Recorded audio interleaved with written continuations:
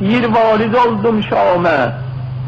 Gördüm Şam'da bir acep qazaya görsəni. Cemaat Şam hamısı çıxıbla yazıya, arvadlı kişili, uşaqlı, gəncli, ixtiyarlı, oxurlar, təpik çalırlar, kef edirlər, mənzələ verirlər, damlar başından səslər gəlir. Səhl-i Saadi rivayət edir, təəccüb etdim, Allah bu nə işdir, bayram hesabıdır bu məmləkətdə, bu Şamda.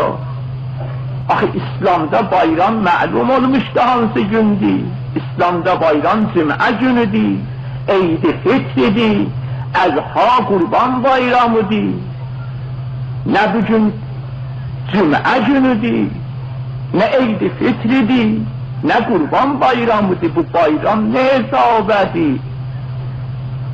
Bir varid olmuştum Şam'a, bu tür müteaggir gedirdim. Yetiştim bir yere, gördüm bir ihtiyar kişidir, üzüm koyup duvara böyle yığ. Yetiştim, selam et. Dedim ihtiyar, ne olup bu memlekette bu tür bu galeballıktır, vensadi, bu cemaat, sen neşin yığılsan? Səhl-i Saadi deyir, gördüm bu kişi iba edir mənə cevap vermədə, qorxuri. Dedim kişi qorxma, mən Səhl-i Saadi Resulullah'ın sahabələrindən, nə mətləbdir konuş mənə. Deyir mənə işarə elədi yasa, get Şam'ın dərvazəsinə görəsən nə var bu şəhridə. İşarə elədi bab-ı saatə. Səhl-i Saadi deyir, getdim zirəfliylə özümü yetirdim dərvazə-i Şam'a. Amma şaş görməyeydim o günü. Gördüm əcəb başlar gəlir neyzələr üstündə, necə aylar gəlir neyzələr üstündə, necə xanımlar gəlir. Varid elədilər bunları Yazidin məclisinə, bu nəhvinə, varid elədilər Yazidin məclisinə. Dəstgah xilafət Yazidinəndir. Yazid İmam-ül Cemaə, Əmir-ül Müminin, xatibi var. Rivayətdə bu cüzdür ki, nəql olunub təbərki, bəli, Qəddəsallahu nəfsə ehticazda da nəql edib, ehticaz kitabında Mevlana Ali ibn-i Hüseyin Zeynül Abidin, bu Zeynül Abidin o Zeynül Abidini ki Kərbəla vəqəsindən sonra yeryüzündə bir istirahətinə, bir rahatlığına yatmadı.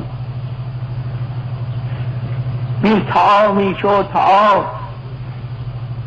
bəli, qıvaralığına taamı meyletmədi, bir qıvaralığına bir su meyletmədi. Həmişə su gətirərdilər, taam gətirərdilər imamın məhzərinə. İmam başlardı yığılamaklığa, kəniz ərz edərdi, ağa nəşin meyletmişsin? Qəssablar bazarından geçəndə imam sifariş elərdi, sorardı qəssablardan. Ay cemaat, bu koyunlar ki siz kəsirsiniz, bunlara su verirsiniz, ondan sonra bunların boynun kəsirsiniz. Diğer bir ağa, bizim resmimiz bu da evvel su verir, su verir, ve lakin benim babamı su vermemiş, kestiler Kerbela'da.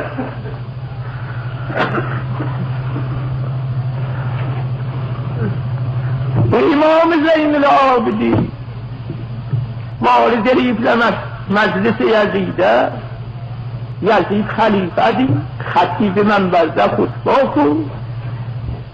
Bu vəzayih imamət Ali ibn-i Hüseynin yanaşasındadır. Ve lakin xətib xutbə oxur. Bu imam, bu məzlum ağa dinlir, qulaq. O xətib xutbəsində Muaviyəni, Yazidi mədh edir. آل سفیانی علی ابن ابی طالب دم تنگی دادی الامام علی ابن الحسین دلیلش معلوم به خطیب وقتی که خطبه بنا آزا خصون حکومت طرف نه حاکم زعیم امیر المؤمنین از دو مجلس دکتر نافو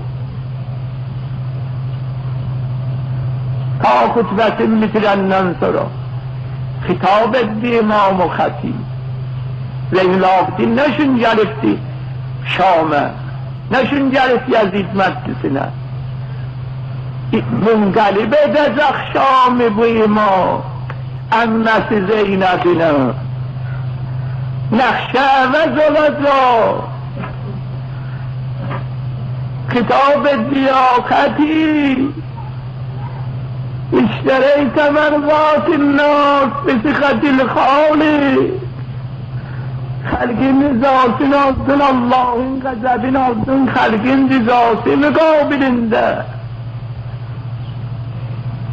خطاب یزید امام یا یزید اذن ویزن رخصت ویزن من دبید خم و تخت الارستونه